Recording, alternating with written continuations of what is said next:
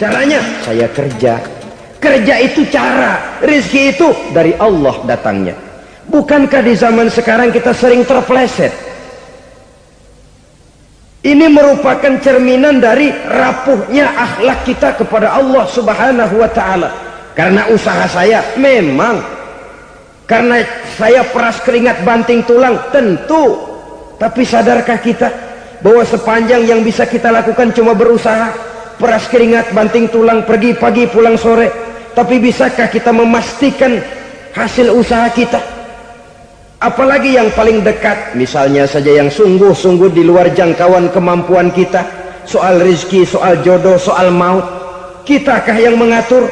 Kitakah yang menentukan? Subhanallah, manusia sungguh tidak berdaya menghadapi 3 hal paling pokok ini. Rezeki, kita cuma bekerja. Kitakah yang menentukan? Tidak. Kita berusaha saja rezeki belum pasti dapat, apalagi kalau kita tidak berusaha. Jangan terjebak dalam fatalisme, belum perang udah nyerah. Emang dasar rezeki datangnya dari Tuhan, nggak usah kerja, dan ntar juga kalau dia datang. Dari mana datangnya? Kerja saja belum tentu dapat rezeki, apalagi kalau tidak kerja. Yang jelas usaha perlu kepastian, itu urusan Allah. Ini akhlak kepada Allah Subhanahu wa ta'ala. Jodoh juga begitu, kita berusaha, kita berupaya, Allah menghendaki lain jadinya. Maut juga begitu. Siapa sih yang pengen ngadepi maut? Siapa sih yang pengen mati? Siapa sih yang pengen ketemu malaikat Israel? Tidak seorang pun kalau ditanya, kecuali mereka yang putus asa ya. Kalau otaknya masih normal, mau mati mesti belakangan dulu udah dikit. Tapi yang satu itu saudara, kalau dia sudah datang, tenaga mana yang bisa menolak? Kalau dia sudah berkunjung, kekuatan mana yang bisa menghindar? Kalau dia sudah ingin bertemu, kemana kita bisa melarikan diri? Manusia sepanjang yang dia lakukan hanya berusaha, tapi kepastian, ketentuan dari Allah Subhanahu wa ta'ala. Orang yang kufur nikmat, nutupin Allah. Dia merasa rezekinya adalah mutlak peras keringatnya, seolah-olah Allah nggak punya peranan apa-apa di situ. Oh, ini kan saya bisa rumah begini karena saya kerja keras. Oh, ini mobil saya begini, saya kerja keras. Peras keringat, banting tulang, keras.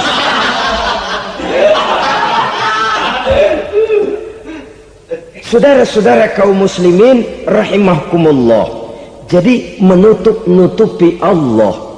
Akibatnya nanti kalau dia berhasil, Allah ketutupan. Kalau dia gagal, orang lain dicaci maki, dicari kambing hitam. Yang kambing hitam kan mahal, karena orang sering cari-cari kambing hitam. Jarang orang mau jujur kalau bertemu kesulitan lalu mencari sebab pada dirinya sendiri. Yang paling enak ya nyalain orang. Lo begitu. Orang lain yang paling enak kita salahin. Au ya'malu fi mukhalafatil mun'im, atau dia melakukan sesuatu yang tidak sesuai dengan kehendak yang memberikannya nikmat. Diberikan kita tangan, mulut sih nggak berhenti, terima kasih Tuhan, alhamdulillah saya dikasih tangan. Cuma nih tangan enteng mak nabokin orang mulut. Itu sudah mukhalafatul mun'im, bertentangan dengan kehendak yang memberikan nikmat. Diberikan harta, mulutnya mah basah, terima kasih Tuhan, alhamdulillah dikasih harta, tapi pelitnya minta ampun, kikir, koret, medit. Ini juga termasuk kufur nikmat, mempergunakan suatu nikmat bertentangan dengan kehendak daripada yang memberikan nikmat itu sendiri. Saudara-saudara kaum muslimin rahimakumullah, oleh karenanya kufur iman memang lebih bahaya daripada kufur nikmat. Tapi jangan lupa, kufur nikmat bisa menyeret orang kepada kufur iman. Nah kalau Allah udah dialingin, Tuhan sudah dinomor duain, Lama-lama kenapa dia tidak mendewakan dirinya sendiri, mendewakan pangkatnya, mendewa-dewakan otaknya, mendewa-dewakan kemampuannya? Pada awalnya dia memang cuma kufur nikmat, tapi lambat laun kalau ini tidak diobati, secara pasti orang akan mengarah kepada kufur iman. Bisa berbentuk syirik, bisa berbentuk nifak, bisa berbentuk riddah. Saudara-saudara, oleh karena itu menjaga akhlak kepada Allah mutlak penting. Sebab apa? Kita tidak berakhlak kepada manusia saja, kita dikucilkan dari pergaulan. Kalau kita tidak berakhlak kepada Allah, dikucilkan oleh Allah. Hadis qudsi menyatakan, man lam yashkur ala na'mai wa lam yasbir ala balai falyakhruj min tahtis samai falyatlub rabban siwaya. Kata Allah, siapa orang yang tidak mau bersyukur terhadap nikmat yang aku berikan kepadanya dan tidak mau sabar terhadap ujian yang aku berikan kepadanya, falyakhruj min tahtis samai, persilahkan saja keluar dari kolong langitku, waliyatlub rabban siwaya, tolong cari Tuhan lain selain daripada aku. Murka Allah, diusir, cuman gak kedengeran aja. Siapa yang tidak mau syukur terhadap nikmatku, siapa yang tidak mau sabar terhadap ujian yang aku berikan kepadanya, persilahkan keluar dari kolong langitku ini, cari Tuhan lain selain aku. Nah, langit Tuhan yang punya, Tuhan kita lawan, diusir dari kolong langit, mau pindah ke kolong mana?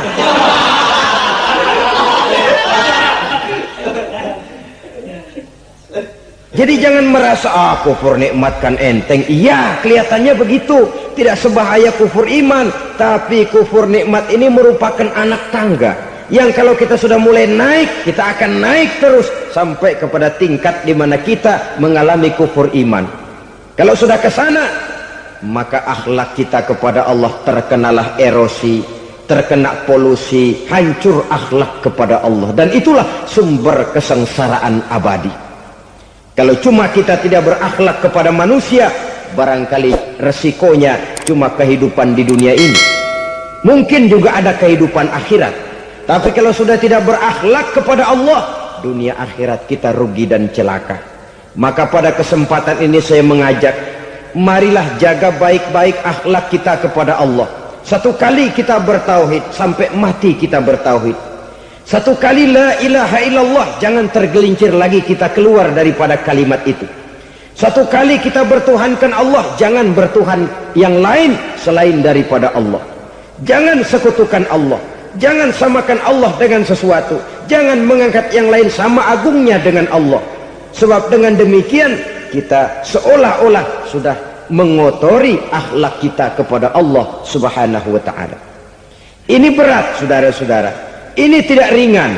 Kadang-kadang saya katakan tadi, masalah ekonomi, kadang-kadang persaingan hidup yang makin tajam, di tengah lapangan kerja yang makin sulit, di tengah orang banyak potong kompas.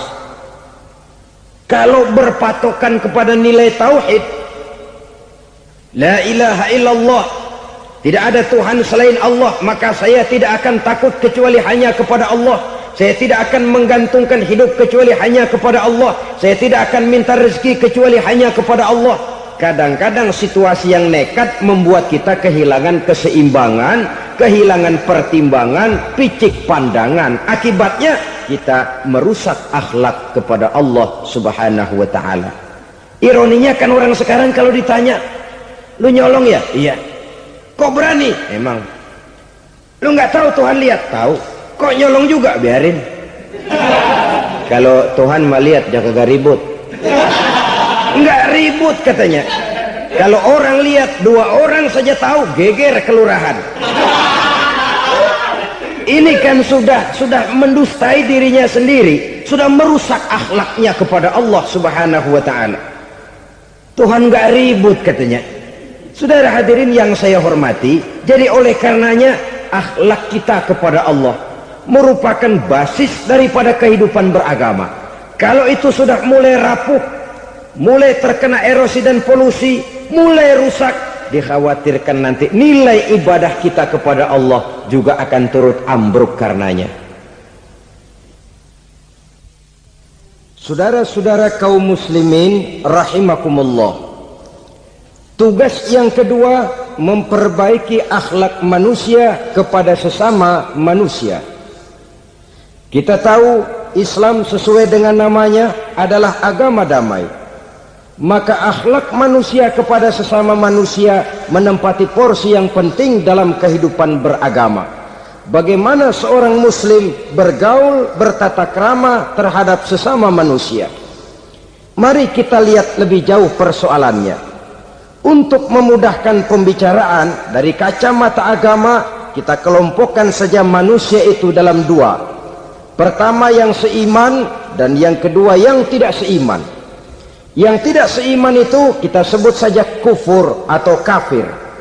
Nah, kepada yang kafir pun kita diajarkan untuk berakhlak, apalagi kepada yang memang nyata-nyata seiman, sekeyakinan, seakidah. Kemanapun Islam datang, ke negara manapun ia masuk, ia tidak menaburkan kerusakan.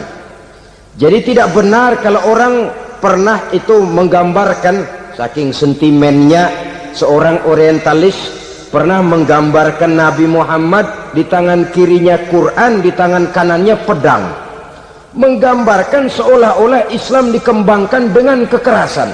Sebenarnya tidak sama sekali. Kalaupun dalam sejarah perkembangan Islam pernah terjadi perang, maka perang dalam Islam sesungguhnya apabila kita amati sejarahnya bukan untuk memaksakan agama, karena memang agama tidak bisa dipaksakan, tetapi justru untuk mempertahankan agama dari segala macam hambatan, rintangan, hinaan dan fitnahan. Tapi kemanapun yang jelas Islam masuk, dia tidak pernah membuat kekacauan, kerusuhan ataupun penghancuran. Candi Prambanan bahkan dipugar, gereja-gereja tidak ada yang dihancurkan oleh umat Islam. Kenapa? Islam agama damai. Soal agama, soal lakum dinukum waliyadin, la ikraha fid din, qad tabayyana ar-rusdu minal ghayy. Tidak ada paksaan dalam beragama, sebab nyata yang benar dengan yang tidak benar.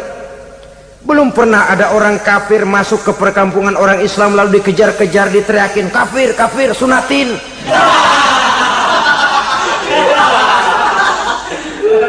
Belum pernah. Kenapa? Islam menghormati orang lain agama. Nah, yang kafir ini macam-macam, saudara. Ada kafir harbi. Nah, ini kafir kerok.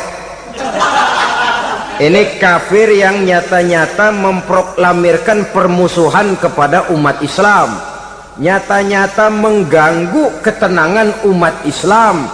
Kafir yang seperti ini yang boleh diperangi. Misalnya kita mau sembahyang Jumat dijagain, nggak boleh sembahyang Jumat, getok palanya. Kafir harbi artinya tantangan perang datang dari mereka, bukan kita yang mulai, mereka yang buka front. Prinsipnya umat Islam tidak boleh mencari-cari musuh, tapi pun tidak boleh lari kalau ketemu musuh. Musuh jangan dicari, ketemu jangan lari. Karena itu kesan seolah-olah umat Islam ini teroris, umat Islam ini destroyer, umat Islam ini sering menimbulkan keonaran, kerusakan. Sungguh satu fitnahan yang sangat keji. Umat Islam adalah umat yang cinta damai. Islam di masa perkembangannya masuki Eropa melalui Selat Gibraltar, Jabal Tariq, memasuki Spanyol. Islam tidak pernah meruntuhkan gereja, Islam tidak pernah membunuh orang-orang Nasrani. Bahkan Islam mewariskan peradaban dan kebudayaan yang begitu tinggi nilainya di bidang ilmu pengetahuan, sampai ketika itu Barat banyak mengkaji ilmu pengetahuan dari dunia Islam. Buku-buku berbahasa Arab diterjemahkan ke bahasa Yunani, dipelajari oleh para cendekiawan di negeri Barat sana. Mereka mengambil manfaat yang banyak dari masuknya Islam ke Eropa. Sementara gereja tetap berdiri dengan megahnya, kuil-kuil tempat peribadatan tidak satupun yang diusik-usik. Kenapa? Islam agama yang cinta damai. Asal dia tidak diganggu, asal kehormatannya tidak dihinakan, Jadi kafir harbi, kafir yang nyata-nyata nantang perang, ngajak berkelahi. Itu kafir yang nyari penyakit. Kafir harbi ini boleh diperangi dengan catatan mereka yang memang mulai. Yang kedua, kafir zimmi. Kafir zimmi, kafir yang hidup di tengah mayoritas muslim tapi mereka mau hidup dengan aman, damai, tenang. Mereka wajib dilindungi. Bahkan Nabi pernah memberikan satu jaminan, man aza zimmiyan faqad azani. Siapa yang mengganggu orang kafir zimmi sama saja dengan mengganggu saya. Kehormatannya dijaga, harta bendanya dilindungi, anak istrinya pun dilindungi. Dan ini jadi kenyataan. Saudara bisa lihat di negara-negara yang mayoritas penduduknya beragama Islam, orang-orang kafir di luar Islam hidup dengan tenang, aman, damai. Di Saudi Arabia, di luar tanah haram, di luar Mekah dan Madinah, banyak orang-orang kafir mencari nafkah. Mereka tenang, aman, dilindungi undang-undang. Begitu di Mesir, begitu di negara Indonesia yang berdasarkan Pancasila ini.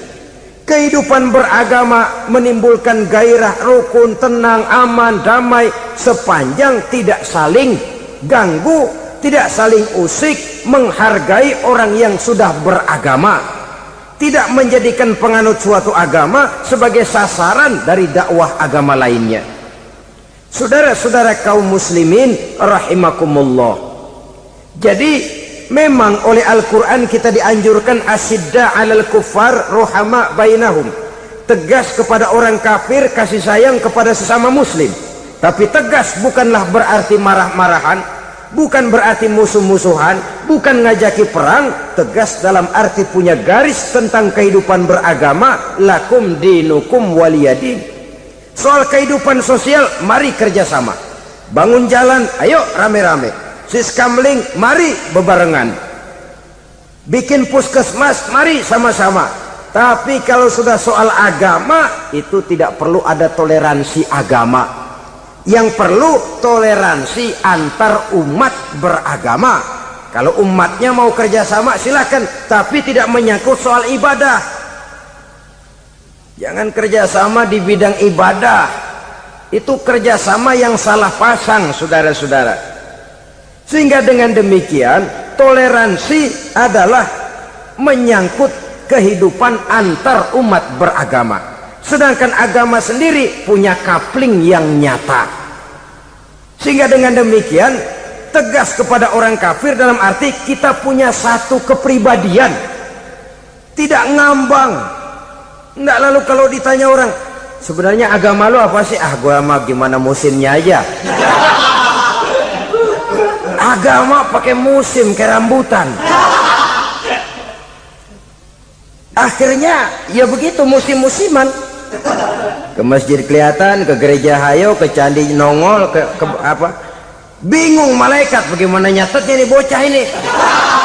Di mana aja ada. Kita punya satu kepribadian. Saya muslim dan garis saya ini, lakum dinukum waliyadin. Bagi Tuhan persilakan agama Tuhan, bagi kami agama kami. Kami hormati Tuhan, Tuhan hormat kepada kami. Tapi soal agama, kaplingnya jelas. Kerjasama, mari urusan muamalah, bidang sosial. Yuk kita siskamling sama-sama dengan orang lain agama. Mari jaga kerukunan, kesatuan, persatuan, kekompakan. Perbaiki jalan yang rusak, mari sama-sama. Mendandani jembatan yang runtuh, mari sama-sama. Tapi sembahyang, kaplingnya lain-lain. Sebab Nabi juga dulu pernah ditawarkan begitu loh sama kafir jahiliyah dulu, Quraisy itu. Sudah Muhammad, sekarang begini saja, kita join aja daripada marah-marahan. Hari ini saya oke menyembah Tuhanmu Allah, besok gantian kamu menyembah Tuhan kita Latta, Uzza, Manat dan Hubal. Turun, qul ya ayyuhal kafirun la a'budu ma ta'budun. Soal ibadah kaplingnya jelas, tidak boleh dicampur adukkan. Sebab kalau tidak, kita akan mulai kehilangan identitas diri. Dan disitulah krisis kehidupan keyakinan beragama dimulai. Dari krisis identitas. Hujan gede kan mulainya gerimis dulu. Di mana-mana ya gerimis dulu. gerimis, makin lama makin gede. Kita akan mulai dengan kehilangan identitas diri. Dari sana nanti kita malu mengakui keislaman kita. Kalau orang Islam malu mengakui keislamannya, ini kan ironi, menyedihkan. Ngakui Islamnya saja malu, menonjolkan keislamannya malu, tidak ada rasa bangga beragama. Padahal ini modal dasar. Hanyalah dengan rasa bangga beragama kita lalu konsekuen. Bangga yang tidak konsekuen, wah pokoknya kan gua kan Islam, agama yang paling benar, tapi hidupnya sendiri jauh dari tuntunan Islam. Itu bangga yang tidak beralasan, bangga yang tidak perlu dibanggakan sebenarnya.